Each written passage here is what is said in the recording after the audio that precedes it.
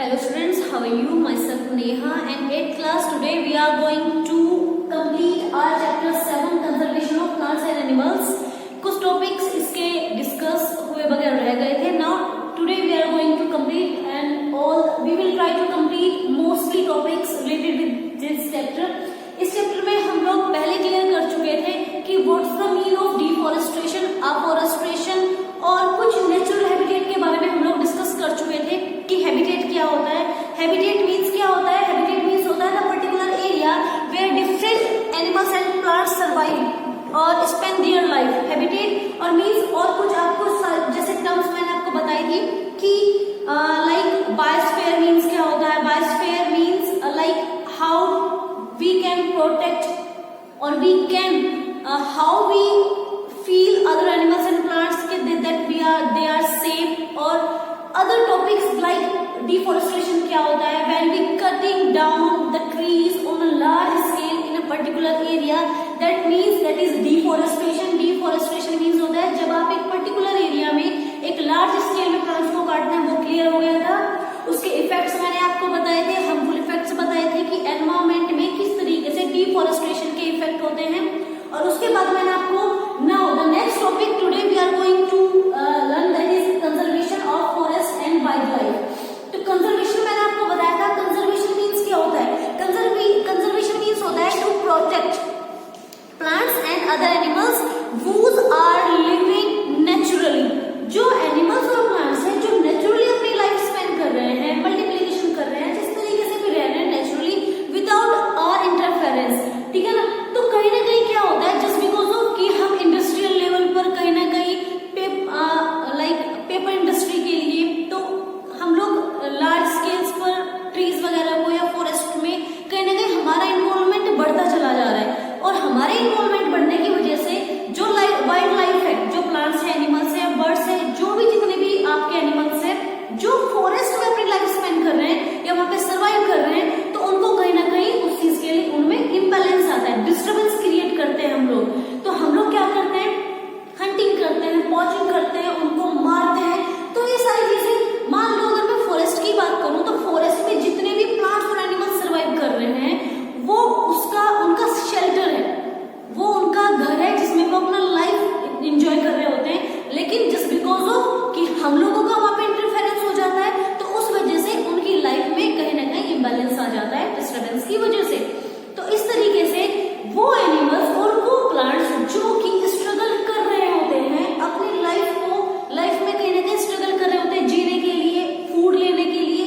क्योंकि अगर हम उनके घर पे जाके अब जोर जबरदस्ती से अपने में उस चीज को अपने यूज के लिए यूज करते हैं तो अपने फायदे के लिए उस चीज को यूज करना that's not a good thing. और क्योंकि कहीं ना कहीं हम लोग उनके नंबर ऑफ प्लांट्स हम कम कर रहे हैं और एनिमल्स को भी इस तरीके से उनकी कहीं ना कहीं उनके नंबर्स कम होते जा रहे हैं. तो इस तरीके से अगर प्लांट्स और एनिमल्स इसी तरीके से कम होते चले गए तो इसका इफेक्ट आएगा इकोसिस्टम पर. अब इकोसिस्टम क्या होता है? इकोसिस्टम के अंदर आता है वो पर्टिकुलर एरिया और वो एटमॉस्फेयर जिसमें कि प्लांट्स और एनिमल्स एक सिस्टमेटिक तरीके से ग्रो कर रहे होते हैं.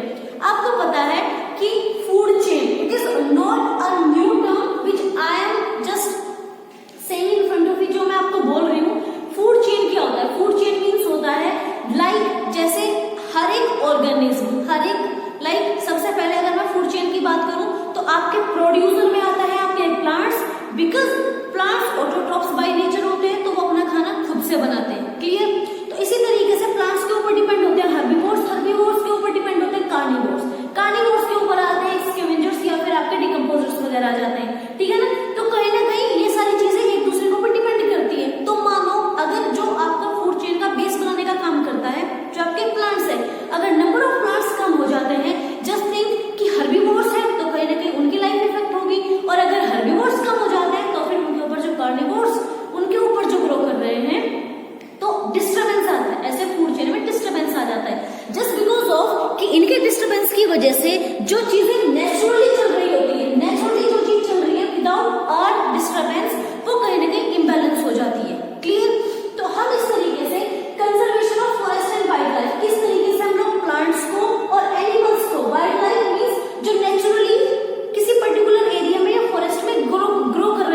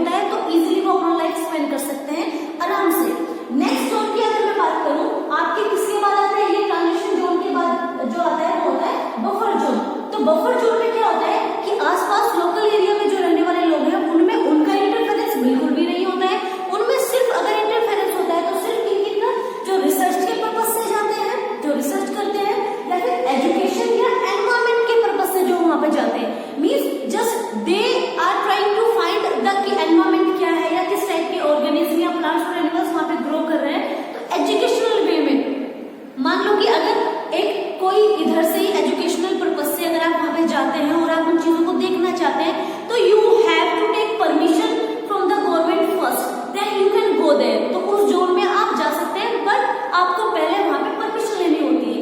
देन तो इसका मतलब जो आपकी सेकंड जोन है दैट इज बफर जोन। तो बफर जोन में सिर्फ आप साइंस मींस रिसर्च के बेस पे या एजुकेशनल के पर्पज से आप वहां जा सकते हैं। The last and the mid zone is core zone. Core zone में किसी का भी कोई इन्वॉल्वमेंट नहीं होता है, ना तो वहां पे कोई लाइक एजुकेशन के पर्पज से या कैसे भी कोई किसी का वहां पे रेस्ट्रिक्ट होता है किसी भी एनिमल या फिर किसी आउटसाइडर्स को वहां पे जाना अलाउ नहीं होता है। तो इस तरीके से ये आपका बायोस्फीयर रिजर्व। तो बायोस्फीयर रिजर्व में जैसे आपने पढ़ा कि किस तरीके से आप आर्टिफिशियली या नेचुरली उनको वो माहौल, वो एटमॉस्फेयर, उनको वो चीजें जो अनफेवरेबल है उनके लिए, लेकिन वो फेवरेबल कंडीशंस उनको देना, जिसकी वजह से वो नॉर्मली अपनी लाइफ स्पेंड कर सकते हैं। तो कुछ बायोस्फीयर रिजर्व्स है इंडिया में, कुछ ये बायोस्फीयर रिजर्व्स हैं जो बनाए गए हैं जो अलग अलग एरिया में है, ठीक है ना। और ये जो बायोस्फीयर रिजर्व्स है, the first is great Nicobar biosphere, that is in Andaman and Nicobar. ये जो ग्रेट निकोबार बायोस्फीयर रिजर्व है ये अंडमान एंड निकोबार में है। Second Kaziranga biosphere reserve, that is in Assam. Sundarbans biosphere reserve, that is in waste Bengal. And कर्ना biosphere reserve, that is in Madhya Pradesh.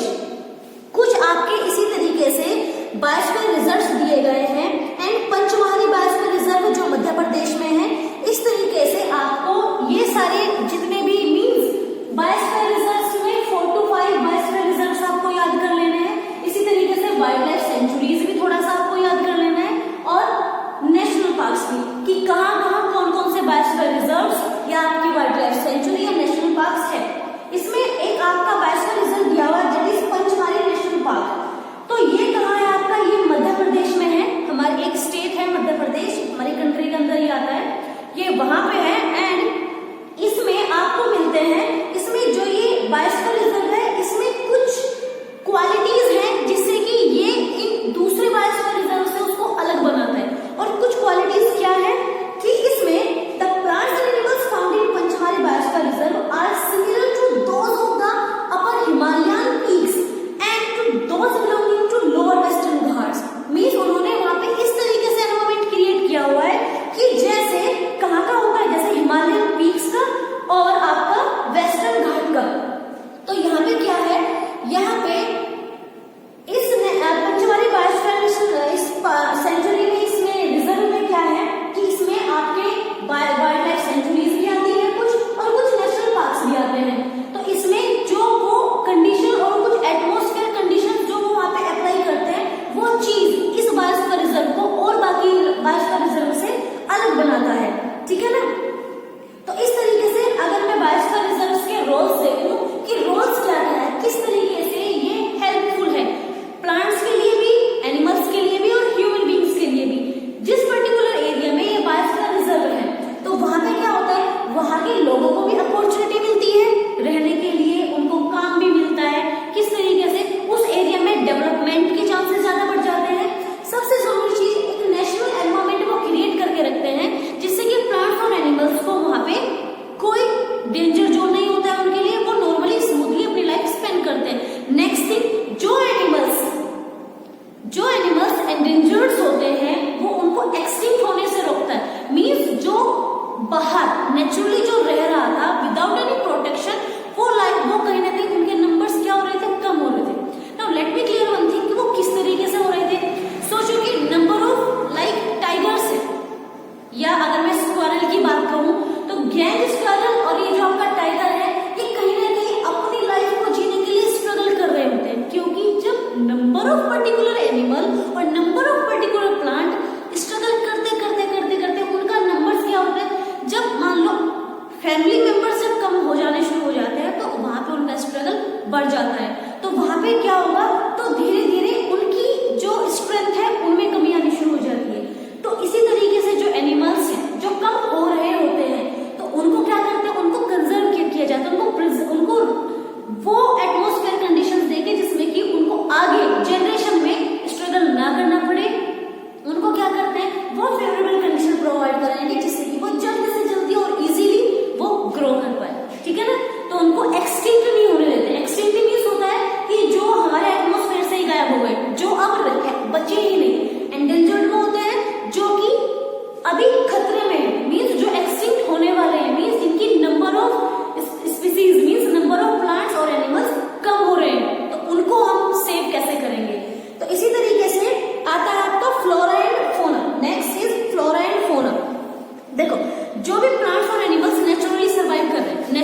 plants or animals. Flora and fauna means a particular and the number of plants which are surviving naturally in a particular area, उसको बोलते हैं flora. Flora means होते हैं आपके plants. Clear?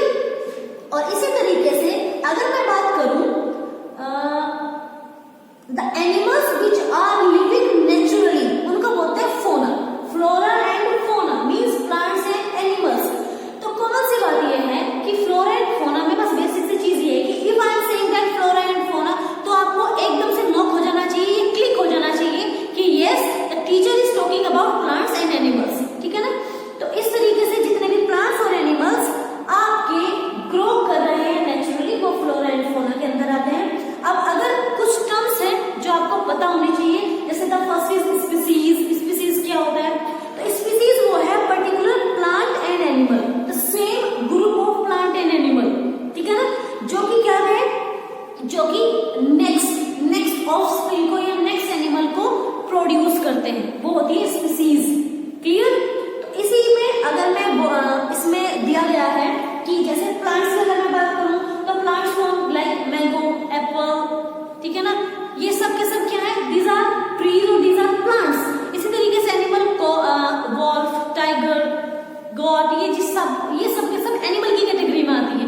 तो ये species है, species of plants and animals. ठीक है ना? तो इनको एक कैटेगरी में डाल देते हैं कि these are the plants, the group of plants. ठीक है ना? वो स्पीसीज है.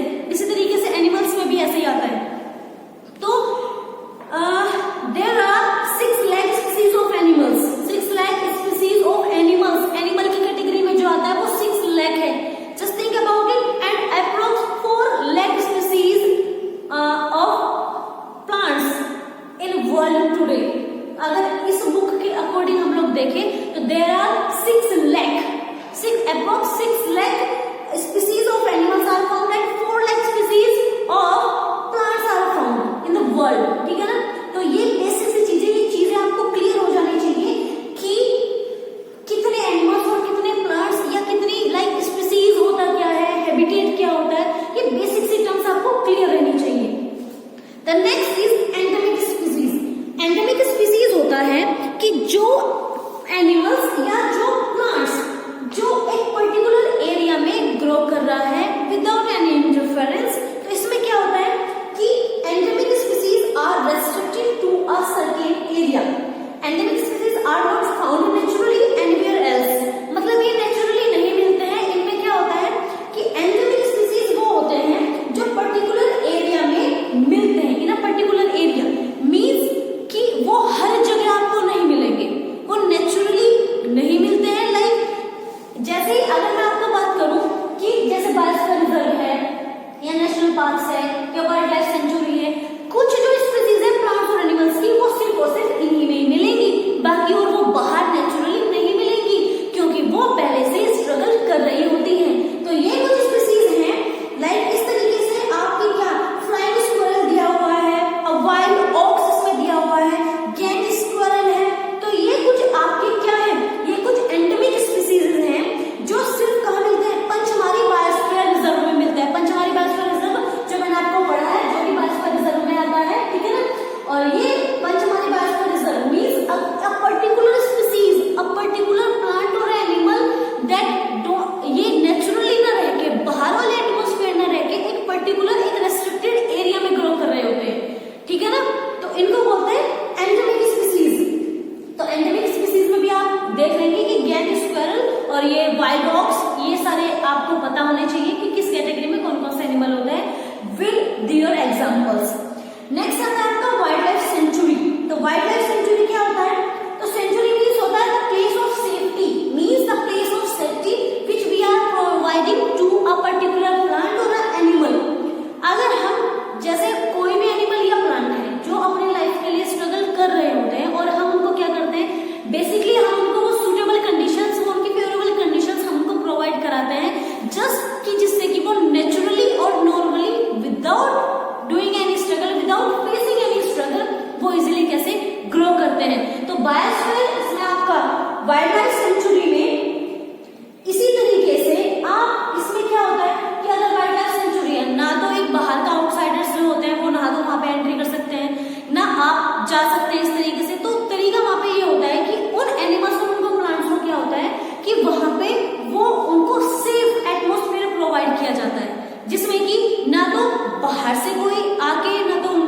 पॉचिंग कर सकता है, ना हंट कर सकता है, ना मार सकता है। बिकॉज जो हंटर्स होते हैं वो पॉचिंग करते हैं, उनको मारते हैं और मार के उनकी स्किन को एक अलग अलग प्रोडक्ट्स बनाने में यूज करते हैं, जो काफी एक्सपेंसिव भी होते हैं। लाइक स्नेक वगैरह भी यूज किया जाता है, ठीक है ना। लेदर बैग्स जो वगैरह हम लेदर बैग्स खरीदते हैं, वो लेदर बैग्स भी एनिमल की स्किन का बना हुआ होता है। तो इन सब चीजों को कहीं ना कहीं हम लोगों को ये प्रोहिबिटेड होना चाहिए, रुकना चाहिए, इन सब चीजों पे बैन लगना चाहिए। तो government should have to ban all these things which industries are making with the help of animal skin। तो ये सारी चीजें कहीं ना कहीं बंद होनी चाहिए। तो आपके वाइल्ड लाइफ सेंचुरी में अगर मैं ऑल ओवर की बात करूं तो all over 500 wild sanctuaries are there in India. India में 500 आपकी वाइल्ड लाइफ सेंचुरीज है, जिसमें कि एनिमल्स को क्या किया जाता है, एक प्रोटेक्टिव एरिया दिया जाता है, जिसमें कि वो इजीली अपनी लाइफ सर्वाइव करता है। कुछ आपके वाइल्ड लाइफ सेंचुरीज में दी हुई है। There are approx 10 wild life sanctuary that is given in your book, that is Sanjay Gandhi wild life sanctuary, और ये कहाँ है, ये है Maharashtra. And next is Mudumalai wild life sanctuary that is in Tamil Nadu. Okay, Nagarjuna Sagar wild life sanctuary that is in Andhra Pradesh. Bharatpur bird sanctuary that is in Rajasthan. Okay, Sultanpur lake bird sanctuary that is in Haryana. डेंजली wild life sanctuary that is in Karnataka. Okay, Satkosia बेसिकलाई wild life sanctuary that is in waste Bengal. लोकाव wild life sanctuary that is in Manipur. And Bori west wild life sanctuary that is in MP, Madhya Pradesh. तो इनमें से 4 to 5 आपको wild life centuries के नाम याद करने हैं, और वो कहाँ कहाँ है ये भी आपको करना है, ठीक है ना। तो कौन सी बात है, जैसे कि आप अपनी लाइफ में कभी ना कभी जू में जरूर गए होंगे। अब जू क्या है, जू इज अ पर्टिकुलर एरिया जहां पर कि आपको अलग अलग स्पीसीज बर्ड्स, एनिमल्स और प्लांट्स की मिलती है। तो वो क्या होता है, वो एक पब्लिक लाइक ऐसा होता है कि हम लोगों के एंटरटेनमेंट के लिए होता है कि हम लोग जाएंगे, विजिट करेंगे, और जस्ट टू सी कि हाँ ये एनिमल कैसा होता है। तो अलग अलग जो स्पीसीज होती है प्लांट्स, एनिमल्स और बर्ड्स की, उनको कैप्चर करते हैं, उनको रखते हैं, केज में बंद करते हैं, और कोशिश करते हैं कि आउटसाइडर्स मींस बाहर की कंट्री के जो एनिमल्स और प्लांट्स है वो वहां से लाए, उनको प्रोटेक्टिवली रखें, और किस तरीके से वो उनको हमारे एंटरटेनमेंट के लिए वो होता है कि हम उनको देखें कि हाँ वाइल्ड लाइफ एक्चुअल में कैसे होती है, किस तरीके के वो दिखते हैं। क्लियर। तो अब इसी तरीके से आपका वाइल्ड लाइफ सेंचुरी और जू में और बायोस्फीयर रिजर्व और वाइल्ड लाइफ सेंचुरी में कुछ इसमें डिफरेंसेस दिए हुए हैं।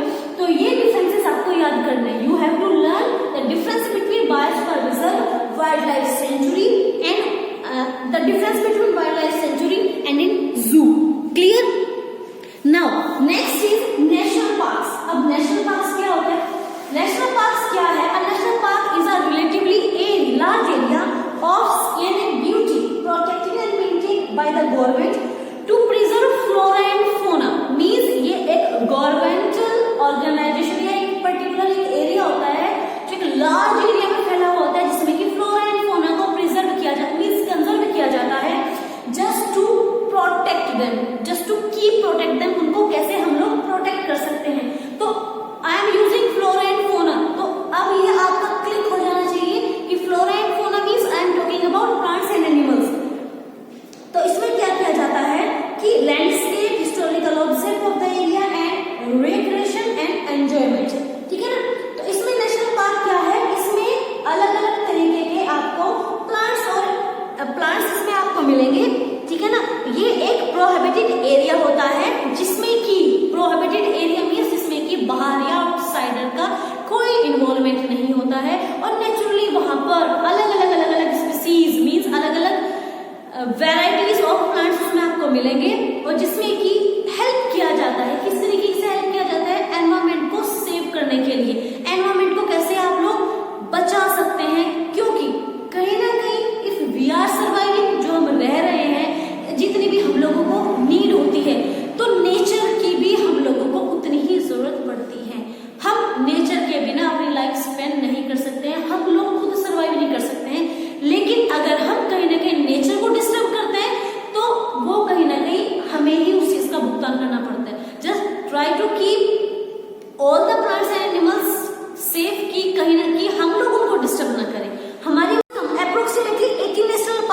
Are found in India. India में 80 नेशनल पार्क्स है और 500 मैंने आपको सेंचुरीज बताई, 500 सेंचुरीज एंड 80 नेशनल पार्क्स। तो नेशनल पार्क्स में भी अलग अलग टाइप के आपके प्लांट्स को किस तरीके से कंजर्व किया जाता है ये है इसमें।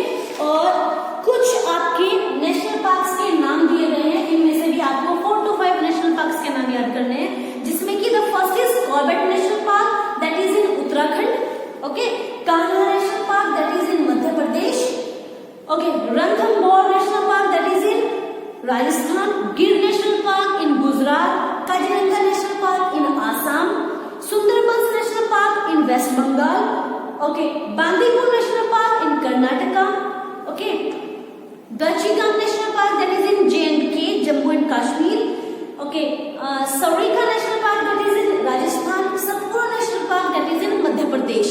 तो इसमें सतपुरा नेशनल पार्क के बारे में कुछ इसमें बताया गया है because it was the first forest reserve of India. India का जो सबसे पहले रिजर्व फॉरेस्ट था वो आपका सतपुरा नेशनल पार्क ही था, जो कि है आपके मध्य प्रदेश में। ये finest Indian teak is found in the forest. इस फॉरेस्ट में फाइनेस्ट टीक का जो पेड़ होता है वो इसमें सबसे ज्यादा मिलता है। और इसमें क्या है कि these give us an idea to the life of primitive people who live in this area long ago। इसमें जो प्री हिस्टोरिकल लोग होते थे, जो पुराने लोग होते थे, उसके भी वहां पे सारी चीज डिटेल है, हिस्टोरिकल सारी चीजें उसमें ऐड है। तो if you want to know about the pre historical things तो हम लोग वहां पे विजिट कर सकते हैं। This is really very good to learn कि वो लोग कैसे वहां पे सर्वाइव करते थे, कैसे वो रहते थे, ठीक है ना। अब क्या है, 55 rock shelters have been identified in the area, ठीक है ना। रॉक पेंटिंग्स भी है वहां पे, लाइक हंटिंग, किस तरीके से हंटिंग की, डांसिंग की, प्लेइंग म्यूजिकल इंस्ट्रूमेंट्स। तो there are so many things, वहां पे बहुत सारी चीजें देखने के लिए। तो it is more it is having more things, ठीक है ना, इसलिए it makes these all things makes it unique. तो इसमें क्या है, इसमें ये सारी चीजें। और नेशनल पार्क में, इस नेशनल पार्क में जो वाइल्ड एनिमल्स है वो कौन कौन से, tiger, Indian bison, leopard, Indian गेट स्क्वायरल, संबर्ड, स्लोथ बियर, ठीक है, चीतल। तो ये कुछ इसमें आपके एनिमल्स दिए गए हैं जिसमें कि ये इजिली अपनी लाइफ को स्पेंड कर रहे हैं, ठीक है ना। तो इसमें tiger is one of the many wild life species slowly disappearing from our forest. अगर देखो, अगर आपने इसमें सुना होगा कभी न्यूज में भी, पहले भी, अब से आने वाले कम से कम 7-8 साल पहले हमने सुना था कि टाइगर प्रोजेक्ट्स चल रहे हुए हैं। टाइगर प्रोजेक्ट्स के थ्रू क्या होते हैं कि टाइगर कहीं ना कहीं क्या होता है, हमारे एनवायरमेंट में अपने आप को सेव करने के लिए वो लोग स्ट्रगल कर रहे होते हैं। वो जानवर क्या होते हैं, वो स्ट्रगल कर रहे होते हैं just to keep themself safe, कि वो कैसे अपने आप को सेव कर सकते हैं। तो इस तरीके से जब ये लगा गवर्नमेंट को कि कहीं ना कहीं इनकी नंबर ऑफ एनिमल्स कम हो रहे हैं, उनकी स्ट्रेंथ में फर्क आ रहा है, तो क्या होता है कि उनके लिए how we can protect them. तो इस तरीके से अलग अलग प्रोजेक्ट होते हैं। तो गवर्नमेंट क्या करता है कि गवर्नमेंट ने एक प्रोजेक्ट लॉन्च किया था, कब, देयर इज इन 1972 में, कि किस तरीके से गवर्नमेंट को टाइगर को बचाया जा सकता है। और इस प्रोजेक्ट के अंदर, ये प्रोजेक्ट टाइगर था, और प्रोजेक्ट टाइगर के अंदर क्या किया गया, इनको बचाने के लिए जैसे मुहिम जारी की जाती है, या किस तरीके से वो प्रोजेक्ट रेडी किया कि how we can protect tigers. Now in this, now with the help of these things, biosphere reserve, wild life sanctuaries, national park, तो ये कुछ वो पर्टिकुलर एरिया है जो नेचुरली या आर्टिफिशियली सारी चीजें उस एनिमल और प्लांट के लिए इजी बनाता है, वो सारी चीजें उनको प्रोवाइड कराता है जिससे कि वो अपनी लाइफ इजीली हैंडल करता है। तो वाइल्ड लाइफ, देखो इन सब चीजों को अगर आप वाइल्ड लाइफ को, प्लांट्स को, एनिमल्स को प्रोटेक्ट करना है तो गवर्नमेंट को कुछ रूल्स रेगुलेशन स्ट्रिक्टली फॉलो करने के लिए होना चाहिए। जस्ट कि कुछ चीजें ऐसी होती हैं कि फर्स्ट ऑफ ऑल ये जो हंटिंग, वॉचिंग, ये सब चीजें होती हैं जो स्किल से बने हुए जितने भी ऑब्जेक्ट्स होते हैं, या ये आप लोग हैंड बैग्स वगैरह, ये जो आप लोग वॉलेट वगैरह यूज करते हैं, तो जितनी भी ये चीजें हैं, शूज वगैरह होते हैं, तो ये कहीं ना कहीं बंद होने चाहिए। Because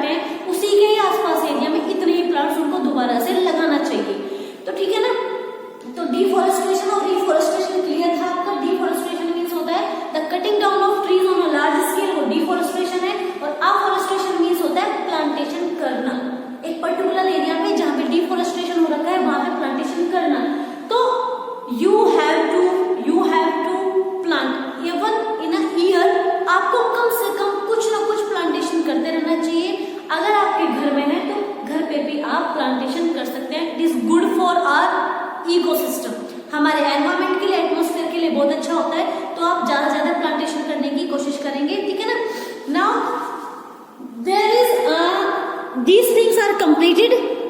Now in the next lecture we will complete extinct species, endangered species, red data book, migration, okay, then recycling of paper, reforestation, and in the next lecture we will finish this chapter completely. Clear?